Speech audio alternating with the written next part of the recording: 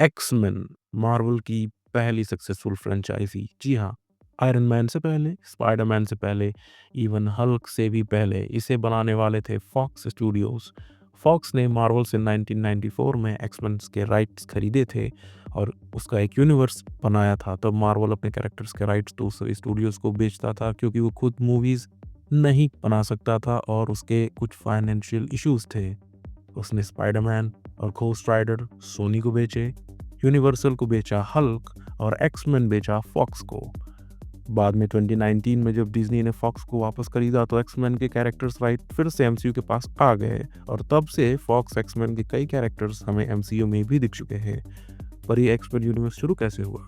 क्या ये डिज्नी अब इसे रिबूट करेगी? करेगी तो पुराने एक्समैन कैरेक्टर्स एमसीयू मूवीज में क्यों दिख रहे हैं? इन सब का जवाब आइए जानते हैं। फॉक्स के एक्समैन की शुरुआत हुई थी एक्समैन की ट्रिलॉजी यानी कि एक्समैन 1, 2 और 3 से। एक्समैन 1 ईयर 2000 में रिलीज हुई थी जिसमें इंट्रोड्यूस किया गया था एक्समैन कैरेक्टर्स जैसे Wolverine, professor X, Magneto, Cyclops, Storm, स्टीक और रोग को। बाद में एक्समैन 2 2003 में रिलीज हुई और ट्रिलॉजी का last part X-Men the last stand 2006 में आया।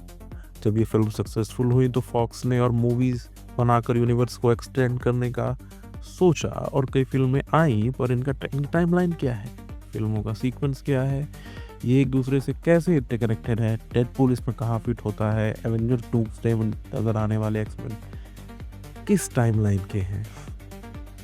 एक्समैन की टाइमलाइन सिंपल नहीं है। इस सीरीज की दो टाइमलाइंस हैं। पहली टाइमलाइन की बात करें तो फॉक्स ने एक्समैन ट्रिलॉजी के बाद फिल्म बनाई 2009 में आई एक्समैन ओरिजिन्स वुल्वरीन।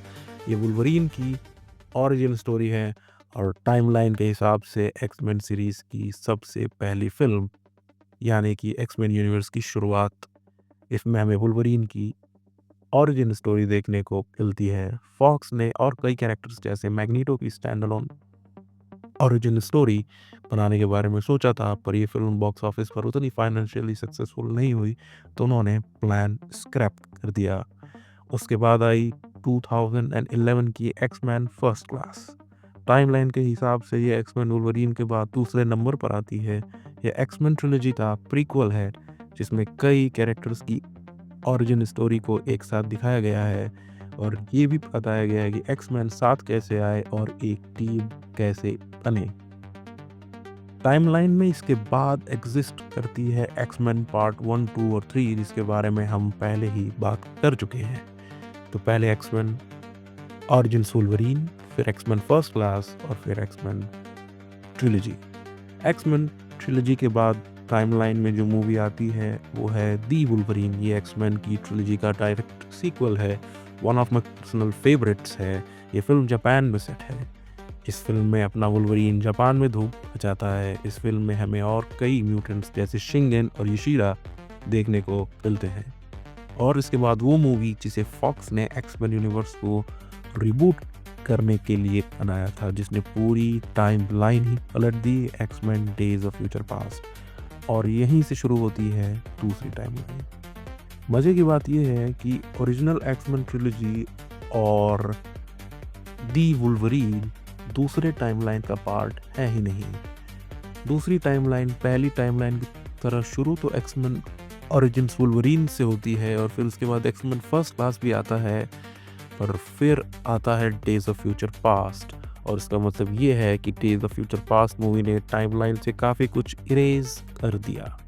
और इस नई दूसरी टाइमलाइन में फॉक्स ने और बहुत सी मूवी रिलीज़ की जैसे कि X-Men Apocalypse, Dark Phoenix, Deadpool series भी इसी नई टाइमलाइन का पार्ट है और 2017 में रिलीज हुई लोगन भी इसी यूनिवर्स की मूवी है।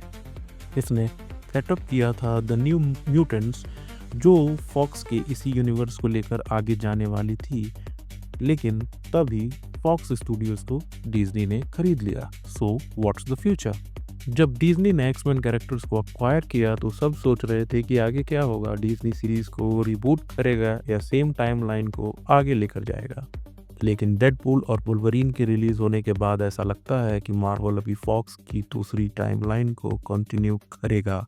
और उसने दूसरी टाइमलाइन की सबसे बड़ी प्रॉब्लम जो थी लोगन की डेथ यानी कि वुल्वरीन की डेथ उसको भी सॉल्व कर लिया है, क्योंकि डेडपूल और वुल्वरीन मूवी में उन्होंने एक दूसरे टाइमलाइन से वुल्वरीन को लेकर एमसीयू में डाल दिया है, तो वो प्रॉब्लम भी सॉल्व हो चुकी है। लेकिन न्यू म्यूटेंट्स कहीं भी देखने को नहीं मिले और जो खबर आई है उससे ऐसा लगता है कि न्यू म्यूटेंट्स एमसीयू में एग्जिस्ट नहीं करेगी।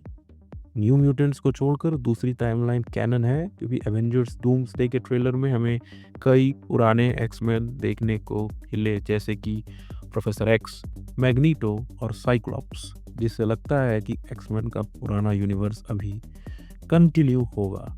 आगे इस यूनिवर्स के कैरेक्टर्स के साथ क्या होगा और ये यूनिवर्स आगे कैसे बढ़ेगा या फिर रिबूट होगा, ये देखना इंटरेस्टिंग होगा।